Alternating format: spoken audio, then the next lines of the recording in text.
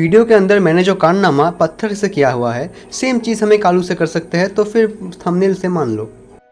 कोमैथ, और आज के वीडियो के अंदर हम लोग एक पत्थर की मदद से ये निकालने वाले हैं कि किसी बिल्डिंग का हाइट क्या। क्या बात कर रहे हैं? तुम लोगों को तो मालूम ही है कि मैं कितना ज़्यादा रईस हूँ, और इन सब बक्सों में तो असल में पैसा ही भरा पड़ा हुआ है। फेंको फेंको अपनी पूरी शक्ति के साथ।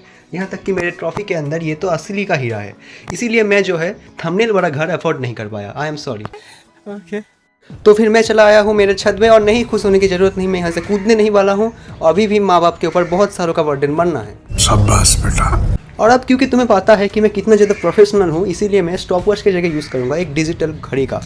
बहुत बढ़िया। तो असल में मुझे चाहिए होगा वो टाइम जो ये पत्थर ले रहा है मेरे छत से एकदम नीचे गिरने में, और क्योंकि ये बहुत ज़्यादा नीचे गिरने वाला है, तो मुझे एक्यूरेटली इसका जो टाइम है उसे मेज़र करना पड़ेगा।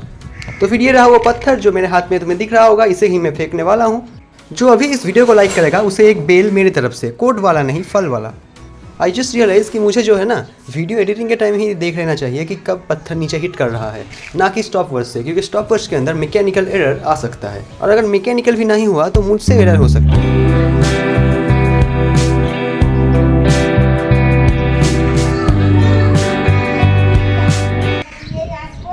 फोटो में 9 दिख रहा होगा, प्रिसाइसली 0.85 सेकेंड्स का टाइम दिखा रहा है। फिर अब आता है मैथमेटिक्स का पार्ट। हम लोग जानते हैं कि हम v = ds/dt लिख सकते हैं, जैसे मैंने पहले भी लिखा था। तो जिन लोगों को कैलकुलस नहीं आता है, ताकि वो लोग भी समझ पाए, इसीलिए आगे वीडियो के अंदर बिना कैलकुलस के भी ये चीज़ दिखाया गया है।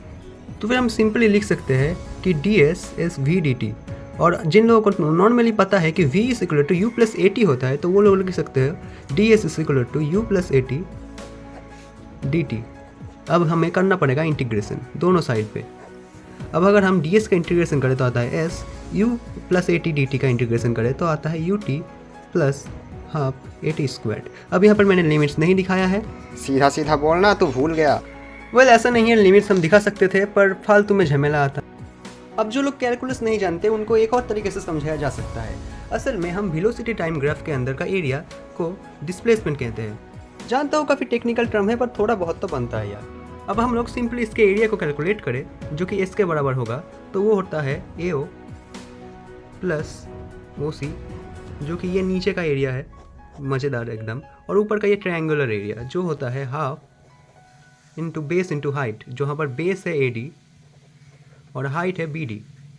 BD मतलब वो नहीं जो तुम पीते हो, ये अलग वाला। क्या मतलब कि तुम गोल्ड पीते हो? मत पिया करो यार, जनहित में जारी। जोक सपोर्ट अगर हम लोग ध्यान दें तो OC का मतलब होता है जो टाइम इसने लगाया है। तो यहाँ पर मैं OC को टाइम से रिप्लेस कर सकता हूँ, और AO को मैं उस वेलोसिटी से रिप्लेस कर सकता हूँ जहाँ से इसने अपनी जर्नी शुरू की।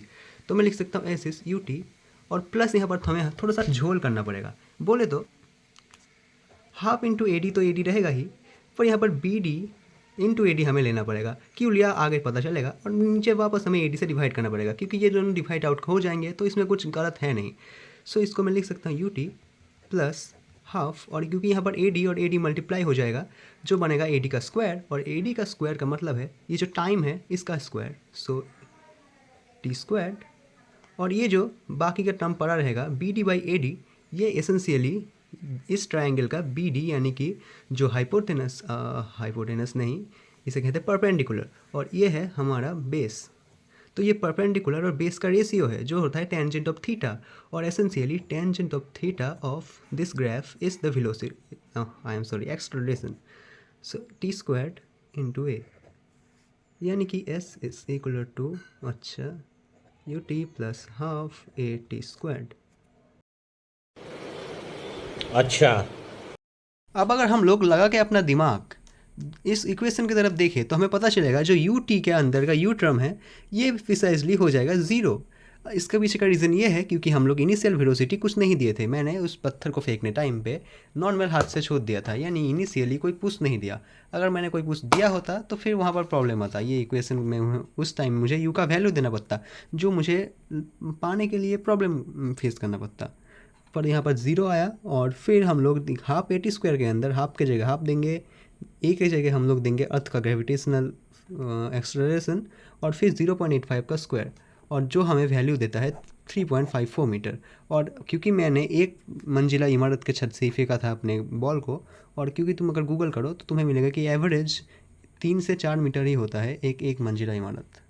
कुल मिला के कहें तो हमारा कैलकुलेशन लगभग सही ही था। और अगर तुम्हें ये वीडियो देख के अच्छा लगा तो मुझे 200 रुपया पेटीएम करो। जस्ट किडिंग, सब्सक्राइब कर दो बस।